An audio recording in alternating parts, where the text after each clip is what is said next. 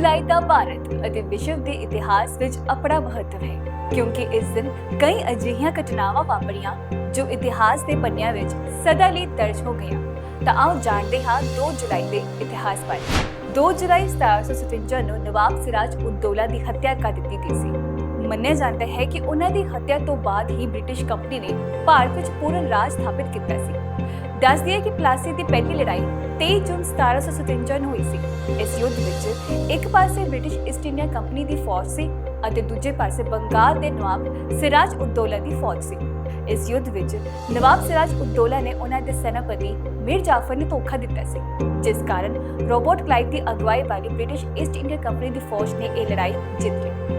ਦੱਸਿਆ ਜਾਂਦਾ ਹੈ ਕਿ ਇਸ ਲੜਾਈ ਤੋਂ ਪਹਿਲਾਂ ਹੀ ਸੈਨਾਪਤੀ ਮੀਰ ਜਾਫਰ ਅਤੇ ਰਾਬਰਟ ਕਲਾਈਵ ਵਿਚਕਾਰ ਇੱਕ ਸਮਝੌਤਾ ਹੋਇਆ ਸੀ। ਇਸ ਦੇ ਤਹਿਤ ਨਵਾਬ ਸਿਰਾਜ ਉਦ ਦੌਲਾ ਨੂੰ ਬ੍ਰਿਟਿਸ਼ ਈਸਟ ਇੰਡੀਆ ਕੰਪਨੀ ਨੇ ਗ੍ਰਿਫਤਾਰ ਕਰ ਲਿਆ ਅਤੇ ਉਹਨਾਂ ਦਾ ਕਤਲ ਕਰ ਦਿੱਤਾ ਗਿਆ। ਅੰਗਰੇਜ਼ਾਂ ਨੂੰ ਨਵਾਬ ਬਣਾ ਦਿੱਤਾ ਗਿਆ ਅਤੇ ਬ੍ਰਿਟਿਸ਼ ਈਸਟ ਇੰਡੀਆ ਕੰਪਨੀ ਨੇ ਬੰਗਾਲ ਦੀ ਰਾਜਨੀਤਿਕ ਵਾਗਡੋਰ ਸੰਭਾਲੀ, ਜਿਸ ਕਾਰਨ ਭਾਰਤੀ ਇਤਿਹਾਸ ਵਿੱਚ ਇੱਕ ਮਹੱਤਵਪੂਰਨ ਤਬਦੀਲੀ ਆਈ। 2 ਜੁਲਾਈ 1940 ਨੂੰ ਸੁਭਾਸ਼ ਚੰਦਰ ਬੋਸ ਨੂੰ ਬ੍ਰਿਟਿਸ਼ ਸਰਕਾਰ ਨੇ ਦੇਸ਼ਦਰੋਹ ਦੇ ਦੋਸ਼ 'ਤੇ ਗ੍ਰਿਫਤਾਰ ਕੀਤਾ ਸੀ। ਇਹ ਗ੍ਰਿਫਤਾਰੀ ਕਲਕੱਤਾ ਵਿੱਚ ਹੋਈ ਸੀ। ਸੁਭਾਸ਼ ਚੰਦਰ ਬੋਸ ਨੂੰ ਬ੍ਰਿਟਿਸ਼ ਸ਼ਾਸਨ ਖਿਲਾਫ ਬਗਾਵਤ ਅਤੇ ਕ੍ਰਾਂਤੀਕਾਰੀ ਗਤੀਵਿਧੀਆਂ ਲਈ ਕੈਦ ਕੀਤਾ ਗਿਆ ਸੀ। ਸੁਭਾਸ਼ ਚੰਦਰ ਬੋਸ ਭਾਰਤੀ ਸੁਤੰਤਰਤਾ ਸੰਗਰਾਮ ਦੇ ਇੱਕ ਪ੍ਰਮੁੱਖ ਨੇਤਾ ਸਨ ਅਤੇ ਉਹਨਾਂ ਦੇ ਵਿਚਾਰਾਂ ਅਤੇ ਕੰਮਾਂ ਨੇ ਬ੍ਰਿਟਿਸ਼ ਸਰਕਾਰ ਨੂੰ ਪਰੇਸ਼ਾਨ ਕੀਤਾ ਸੀ। ਗ੍ਰਿਫਤਾਰੀ ਤੋਂ ਬਾਅਦ ਉਹਨਾਂ ਨੇ ਭੁੱਖ ਹੜਤਾਲ ਸ਼ੁਰੂ ਕਰ ਦਿੱਤੀ, ਜਿਸ ਕਾਰਨ ਉਹਨਾਂ ਦੀ ਸਿਹਤ ਵਿਗੜਨ ਲੱਗੀ। ਬੋਸ ਦੀ ਸਿਹਤ ਨੂੰ ਦੇਖਦੇ ਹੋਏ ਬ੍ਰਿਟਿਸ਼ ਸਰਕਾਰ ਨੇ ਉਹਨਾਂ ਨੂੰ ਰਿਹਾ ਕਰ ਦਿੱਤਾ ਅਤੇ ਘਰ ਭੇਜ ਦਿੱਤਾ। ਕਿਹਾ ਜਾਂਦਾ ਹੈ ਕਿ ਨੇਤਾ ਜੀ ਨੂੰ ਉਹਨਾਂ ਦੇ ਜੀਵਨ ਕਾਲ ਦੌਰਾਨ ਲਗਭਗ 11 ਵਾਰ ਗ੍ਰਿਫਤਾਰ ਕੀਤਾ ਗਿਆ ਅਤੇ ਜੇਲ੍ਹ ਵਿੱਚ ਰੱਖਿਆ ਗਿਆ। ਬਾਅਦ ਵਿੱਚ ਸੁਭਾਸ਼ ਚੰਦਰ ਬੋਸ ਨੇ ਬ੍ਰਿਟਿਸ਼ ਸਰਕਾਰ ਤੋਂ ਦੂਰ ਰਹਿ ਕੇ ਸੁਤੰਤਰਤਾ ਸੰਗਰਾਮ ਨੂੰ ਇੱਕ ਨਵੀਂ ਦਿਸ਼ਾ ਦੇਣ ਦੀ ਯੋਜਨਾ ਬਣਾਈ। ਉਹਨਾਂ ਨੇ ਦੇਸ਼ ਛੱਡਣ ਦਾ ਫੈਸਲਾ ਕੀਤਾ ਅਤੇ ਜਰਮਨੀ ਅਤੇ ਜਾਪਾਨ ਦੀ ਮਦਦ ਨਾਲ 21 ਅਕਤੂਬਰ 1943 ਨੂੰ ਆਜ਼ਾਦ ਹਿੰਦ ਫੌਜ ਦਾ ਗਠਨ ਕੀਤਾ, ਜਿਸ ਨੇ ਭਾਰਤ ਦੀ ਆਜ਼ਾਦੀ ਵਿੱਚ ਇੱਕ ਮਹੱਤਵਪੂਰਨ ਭੂਮਿਕਾ ਨਿਭਾਈ। ਅਸੀਤ ਰੰਜਨ ਭੱਟਾਚਾਰਿਆ 2 ਜੁਲਾਈ 1934 ਨੂੰ ਸ਼ਹੀਦ ਹੋਏ ਸੀ। ਅਸੀਤ ਭੱਟਾਚਾਰਿਆ ਭਾਰਤੀ ਸੁਤੰਤਰਤਾ ਸੰਗਰਾਮ ਦੇ ਇੱਕ ਪ੍ਰਮੁੱਖ ਕ੍ਰਾਂਤੀਕਾਰੀ ਸਨ। ਉਹਨਾਂ ਨੇ ਇੰਡੀਅਨ ਨੈਸ਼ਨਲ ਕਾਂਗਰਸ ਵਿੱਚ ਸ਼ਾਮਲ ਹੋ ਕੇ ਸੁਤੰਤਰਤਾ ਸੰਗਰਾਮ ਦੀਆਂ ਗਤੀਵਿਧੀਆਂ ਵਿੱਚ ਸਰਗਰਮੀ ਨਾਲ ਹਿੱਸਾ ਲਿਆ ਅਤੇ ਵੱਖ-ਵੱਖ ਕ੍ਰਾਂਤੀਕਾਰੀ ਸੰਗਠਨਾਂ ਨਾਲ ਮਿਲ ਕੇ ਬ੍ਰਿਟਿਸ਼ ਸ਼ਾਸਨ ਖਿਲਾਫ ਅੰਦੋਲਨ ਕੀਤਾ। ਕਿਹਾ ਜਾਂਦਾ ਹੈ ਕਿ ਉਹਨਾਂ ਨੇ 31 ਮਾਰਚ 1933 ਨੂੰ ਹਬੀਬਗੰਜ ਵਿੱਚ ਡਕੈਤੀ ਦੀ ਯੋਜਨਾ ਬਣਾਈ ਸੀ। ਅਸੀਤ ਰੰਜਨ ਭੱਟਾਚਾਰਿਆ ਚਾਹੁੰਦੇ ਸੀ ਕਿ ਦੇਸ਼ ਦਾ ਪੈਸਾ ਦੇਸ਼ ਵਾਸੀਆਂ ਨੂੰ ਵਾਪਸ ਕੀਤਾ ਜਾਵੇ ਅਤੇ ਉਸੇ ਪੈਸੇ ਨਾਲ ਕ੍ਰਾਂਤੀਕਾਰੀਆਂ ਲਈ ਹਥਿਆਰ ਵੀ ਖਰੀਦੇ ਜਾਣ। ਇਸ ਲੁੱਟ ਦੀ ਅਗਵਾਈ ਅਸੀਤ ਭੱਟਾਚਾਰਿਆ ਨੇ ਕੀਤੀ ਸੀ। ਉਹਨਾਂ ਨੇ ਦੌਲਤ ਦੀ ਰਾਖੀ ਕਰ ਰਹੇ ਅੰਗਰੇਜ਼ਾਂ ਨੂੰ ਮਾਰ ਦਿੱਤਾ। ਹਾਲਾਂਕਿ ਇਸ ਤੋਂ ਬਾਅਦ ਉਹਨਾਂ ਨੂੰ ਬ੍ਰਿਟਿਸ਼ ਸਰਕਾਰ ਨੇ ਗ੍ਰਿਫਤਾਰ ਕਰ ਲਿਆ ਅਤੇ ਡਕੈਤੀ ਦੇ ਦੋਸ਼ ਵਿੱਚ ਮੌਤ ਦੀ ਸਜ਼ਾ ਦਿੱਤੀ ਗਈ। 2 ਜੁਲਾਈ 1934 ਨੂੰ ਭਾਰਤ ਮਾਤਾ ਦੇ ਮਹਾਨ ਸਪੁੱਤਰ ਅਸੀਤ ਰੰਜਨ ਭੱਟਾਚਾਰਿਆ ਨੂੰ ਸਰਹੱਦ ਜੇਲ੍ਹ ਵਿੱਚ ਫਾਂਸੀ ਦਿੱਤੀ ਗਈ ਸੀ। ਉਹਨਾਂ ਦੀ ਕਹਾਣੀ ਉਹਨਾਂ ਦੀ ਸ਼ਹਾਦਤ ਤੋਂ ਬਾਅਦ ਦੇ ਆਜ਼ਾਦੀ ਘੁਲਾਟੀਆਂ ਨੂੰ ਪ੍ਰੇਰਿਤ ਕਰਦੀ ਰਹੀ। 2 ਜੁਲਾਈ 1843 ਨੂੰ ਕ੍ਰਿਸਚੀਅਨ ਫਰੈਡਰਿਕ ਸੈਮੁਅਲ ਹੈਨੀਮੈਨ ਦਾ ਦੇਹਾਂਤ ਹੋਇਆ ਸੀ। ਸੈਮੁਅਲ ਹੈਨੀਮੈਨ ਇੱਕ ਜਰਮਨ ਡਾਕਟਰ ਸੀ ਜਿਨ੍ਹਾਂ ਨੇ ਹੋਮਿਓਪੈਥੀ ਦੀ ਸਥਾਪਨਾ ਕੀਤੀ ਸੀ। ਉਹਨਾਂ ਨੇ ਮੈਡੀਕਲ ਵਿਗਿਆਨ ਵਿੱਚ ਮਹੱਤਵਪੂਰਨ ਯੋਗਦਾਨ ਪਾਇਆ ਅਤੇ ਹੋਮਿਓਪੈਥੀ ਨੂੰ ਇੱਕ ਮੈਡੀਕਲ ਪ੍ਰਣਾਲੀ ਵਜੋਂ ਵਿਕਸਿਤ ਕੀਤਾ।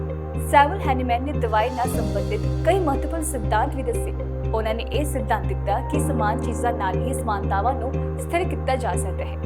ਇਸ ਸਿਧਾਂਤ ਨੂੰ ਸਿਮਿਲੀਆ ਸਿਮਿਲਿਸ ਕਰੂਟਰ ਕਿਹਾ ਜਾਂਦਾ ਸੀ, ਜਿਸ ਦਾ ਮਤਲਬ ਸੀ ਕਿ ਬਿਮਾਰੀਆਂ ਦਾ ਇਲਾਜ ਦਵਾਈਆਂ ਨਾਲ ਕੀਤਾ ਜਾ ਸਕਦਾ ਸੀ, ਜੋ ਕਿ ਸਿਹਤਮੰਦ ਲੋਕਾਂ ਵਿੱਚ ਬਿਮਾਰੀਆਂ ਦੇ ਸਮਾਨ ਲੱਛਣ ਪੈਦਾ ਕਰਦੇ ਸਨ। ਕਿਹਾ ਜਾਂਦਾ ਹੈ ਕਿ ਸੈਮੁਅਲ ਹੈਨੀਮੈਨ ਨੇ ਸਭ ਤੋਂ ਪਹਿਲਾਂ ਹੋਮਿਓਪੈਥੀ ਸ਼ਬਦ ਦੀ ਵਰਤੋਂ ਆਪਣੇ ਲੇਖ indications of the homoeopathic implement of medicine in ordinary practice ਵਿੱਚ ਕੀਤੀ ਸੀ, ਜੋ ਕਿ 1807 ਵਿੱਚ ਹਫਲੈਂਡ ਨਾਮਕ ਜਰਨਲ ਵਿੱਚ ਪ੍ਰਕਾਸ਼ਿਤ ਹੋਇਆ ਸੀ। ਹੈਨੀਮੈਨ ਨੇ ਹੋਮਿਓਪੈਥੀ ਦਾ ਅਭਿਆਸ ਅਤੇ ਖੋਜ ਕਰਨਾ ਜਾਰੀ ਰੱਖਿਆ ਅਤੇ ਆਪਣੀ ਬਾਕੀ ਦੀ ਜ਼ਿੰਦਗੀ ਲਈ ਹੋਮਿਓਪੈਥੀ ਤੇ ਲਿਖਣਾ ਅਤੇ ਲੈਕਚਰ ਦਿੱਤਾ। ਇਸ ਦੇ ਨਾਲ ਹੀ 88 ਸਾਲ ਦੀ ਉਮਰ ਵਿੱਚ 1843 ਵਿੱਚ ਪੈਰਿਸ ਵਿੱਚ ਇਸ ਦਾ ਦੇਹਾਂਤ ਹੋ ਗਿਆ ਸੀ। 2 ਜੁਲਾਈ 2004 ਨੂੰ ਛਤਰਪਤੀ ਸ਼ਿਵਾਜੀ ਮਹਾਰਾਜ ਟਰਮਿਨਸ ਸਟੇਸ਼ਨ ਨੂੰ ਯੂਨੈਸਕੋ ਵਿਸ਼ਵ ਵਿਰਾਸਤ ਕਮੇਟੀ ਵੱਲੋਂ ਵਿਸ਼ਵ ਵਿਰਾਸਤ ਸਥਾਨ ਘੋਸ਼ਿਤ ਕੀਤਾ ਸੀ। ਇਸ ਸਟੇਸ਼ਨ ਦੀ ਇਮਾਰਤ ਵਿਕਟੋਰੀਅਨ ਗੋਥਿਕ ਸ਼ੈਲੀ ਵਿੱਚ ਬਣੀ ਹੈ। ਇਸ ਨੂੰ ਪਹਿਲਾਂ ਵਿਕਟੋਰੀਆ ਟਰਮਿਨਸ ਸਟੇਸ਼ਨ ਕਿਹਾ ਜਾਂਦਾ ਸੀ। ਤੁਹਾਨੂੰ ਦੱਸ ਦਈਏ ਕਿ ਵਿਕਟੋਰੀਆ ਟਰਮਿਨਸ ਸਟੇਸ਼ਨ 20 ਜੂਨ 1887 ਨੂੰ ਪੂਰਾ ਹੋਇਆ ਸੀ। ਇਹ ਸਟੇਸ਼ਨ ਮੁੰਬਈ 'ਚ ਸਥਿਤ ਇੱਕ ਇਤਿਹਾਸਿਕ ਰੇਲਵੇ ਸਟੇਸ਼ਨ ਹੈ। ਇਸ ਦਾ ਉਦਘਾਟਨ ਮਹਾਰਾਣੀ ਵਿਕਟੋਰੀਆ ਦੀ ਗੋਲਡਨ ਜੁਬਲੀ ਦੇ ਮੌਕੇ ਤੇ ਕੀਤਾ ਗਿਆ ਸੀ। ਸਟੇਸ਼ਨ ਨੂੰ ਬ੍ਰਿਟਿਸ਼ ਆਰਕੀਟੈਕਟ ਫ੍ਰੈਡਰਿਕ ਵਿਲੀਅਮ ਸਟੀਵਨਸ ਵੱਲੋਂ ਡਿਜ਼ਾਈਨ ਕੀਤਾ ਗਿਆ ਸੀ, ਜਿਸ ਦੇ ਨਿਰਮਾਣ 'ਚ ਕਰੀਬ 10 ਸਾਲ ਦਾ ਸਮਾਂ ਲੱਗਾ। ਇਸ ਦੇ ਨਾਲ ਹੀ ਹਰ ਰੋਜ਼ ਲਗਭਗ 30 ਲੱਖ ਯਾਤਰੀ ਇਸ ਸਟੇਸ਼ਨ ਦੀ ਵਰਤੋਂ ਕਰਦੇ ਹਨ। ਛਤਰਪਤੀ ਸ਼ਿਵਾਜੀ ਟਰਮਿਨਸ ਤੋਂ ਪਹਿਲਾਂ ਇੱਥੋਂ ਬੋਰੀ ਬੰਦਰ ਰੇਲਵੇ ਸਟੇਸ਼ਨ ਹੁੰਦਾ ਸੀ। ਥਾਣੇ ਲਈ ਭਾਰਤ ਦੀ ਪਹਿਲੀ ਰੇਲ ਗੱਡੀ ਇਸੇ ਬੋਰੀਬੰਦਰ ਰੇਲਵੇ ਸਟੇਸ਼ਨ ਤੋਂ ਚਲਾਈ ਗਈ ਸੀ।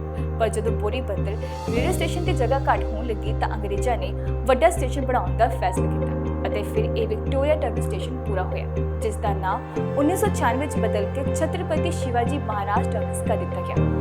ਬ੍ਰਿਟਿਸ਼ ਸਰਕਾਰ ਨੇ ਸਟੇਸ਼ਨ ਦੇ ਨਿਰਮਾਣ ਲਈ 16 ਲੱਖ ਰੁਪਏ ਦੀ ਰਾਸ਼ੀ ਜਾਰੀ ਕੀਤੀ ਸੀ। ਇਸ ਸਟੇਸ਼ਨ ਤੇ 18 ਪਲੇਟਫਾਰਮ ਹਨ, ਜਿਨ੍ਹਾਂ ਚੋਂ 7 ਲੋਕਲ ਟ੍ਰੇਨਾਂ ਲਈ ਵਰਤੇ ਜਾਂਦੇ ਹਨ।